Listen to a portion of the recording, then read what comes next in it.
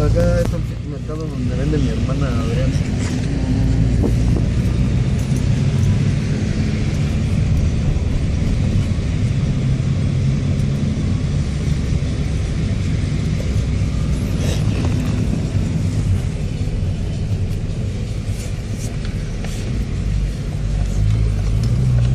No, Canelo.